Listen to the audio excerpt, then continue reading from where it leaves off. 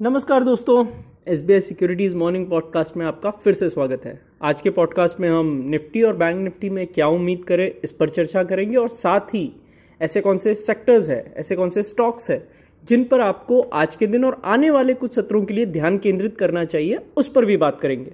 दोस्तों, price action की बात करें तो अगर हम देखें तो कल निफ्टी ने 0.91% की गिरावट के साथ दिन का अंत किया। वहीं बैंक निफ्टी और भी ज्यादा कमजोर प्रदर्शन दिखाया कल और उसने तकरीबन 1.5% की गिरावट देखी।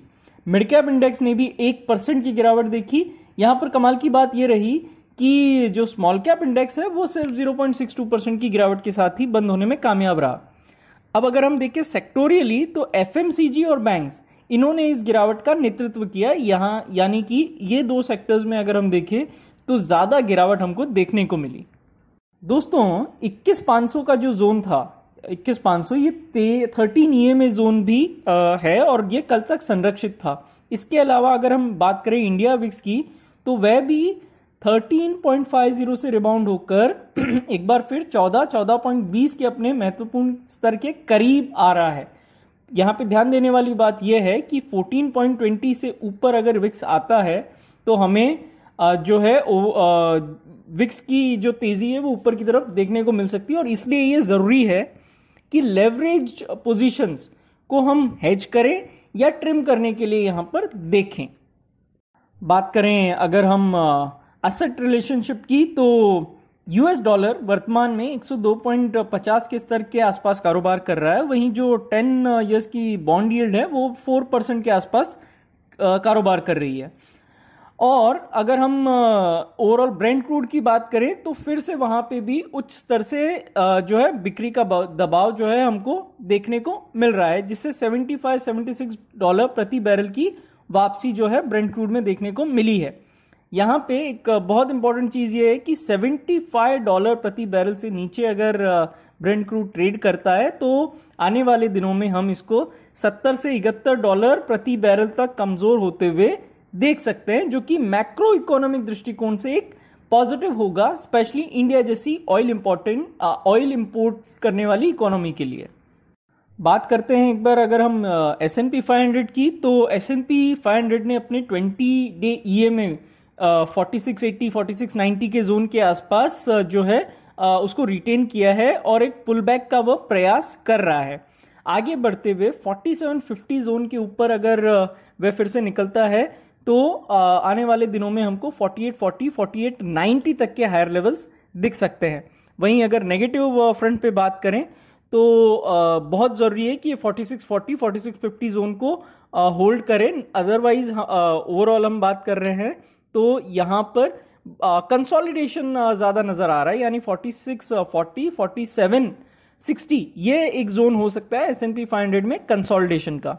बात करें अगर हम निफ्टी की तो निफ्टी फ्यूचर्स ने क्यूमुलेटिव बेसिस पर 0.9% जो है OI जोड़ा और आगे अगर हम देखें तो 21,470 21,490 ये एक बहुत इंपॉर्टेंट सपोर्ट के तौर पे कार्य कर सकता है।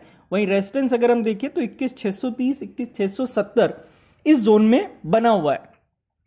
21,470 से नीचे इंडेक्स जो है वो 21,350 से 21,280 इन लेवल्स को टेस्ट कर सकता है। वहीं ऊपर की ओर 21,680 से ऊपर अगर इंडेक्स निकलता है तो 21,800 21,803 830 की जो तेजी है वो हमको पॉजिटिव साइड पे निफ्टी में दिख सकती है।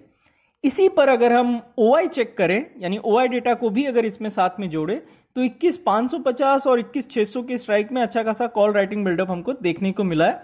वहीं पुट के फ्रंट पर 21,500 21,400 में काफी ज्यादा ओपन इंटरेस्ट बढ़ते हुए दिखा है। कुल मिलाकर अगर हम एक रेंज निकालें तो 21,450 और 21,730 ये एक रेंज हमको निफ्टी में आने वाले दिनों में नजर आ रही है।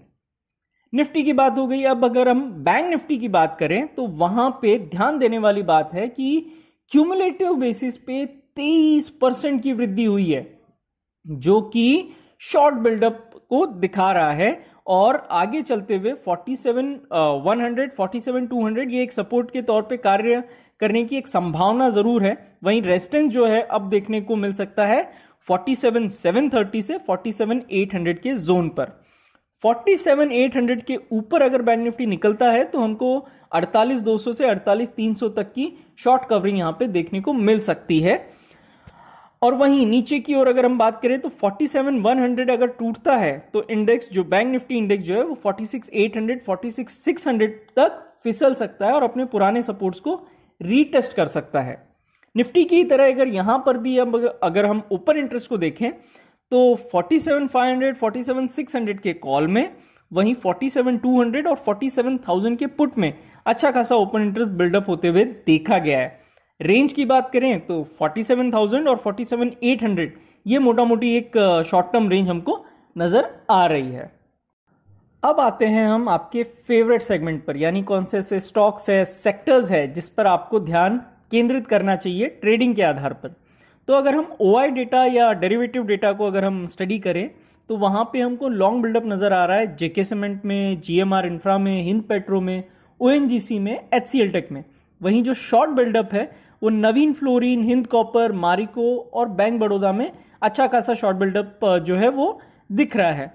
ओवरऑल बाजार से बात करें तो Adani Ports, Trident, TVS Motor, Shriram Fin, Century Textile, Kalyan Jewellers, Redington, Manappuram, Amber Enterprises, Alkem, Network 18, Godrej Industries, इस तरह के जो काउंटर्स है इनमें तेजी के सेटअप देखे गए हैं। तो इनमें जो तेजी है वो बरकरार रहने की उम्मीद है। अगर हम एफआईडीआई डेटा का एनालिसिस करें तो एफआईडीआई दोनों ने ही क्रमश 16.03 करोड़ और 155.96 करोड़ जो है खरीदारी की, यानी दोनों ही खरीदार रहे। यानी बाजार में गिरावट थी लेकिन दोनों ही खरीदार बनकर उभरे। इंडेक्स फ्यूचर्स के लिए एफआई का जो लॉन्ग शॉर्ट रेशियो है वो 61.95% तक खराब हो गया है, क्योंकि उन्होंने 17,271 इंडेक्स फ्यूचर्स लॉन्ग्स को बेचा है। स्टॉक फ्यूचर्स के मोर्चे पर एफआई ने 41,664 कॉन्ट्रैक्ट्स जो है वो बेचे हैं। वहीं ऑप्शंस के मोर्चे पर एफआई ने 2,61,306 कॉल कॉन्ट्रैक्ट्स, वहीं 2,36,389 पुट ऑप्शन कॉन्ट्रैक्ट बेचे हैं। तो ये था आज का मॉर्निंग पॉडकास्ट। हमारे पॉडकास्ट को नियमित रूप से सुनने के लिए और हमें इतना प्यार देने के लिए आपका धन्यवाद। Investment in securities market are subject to market risks. Read all the related documents carefully before investing.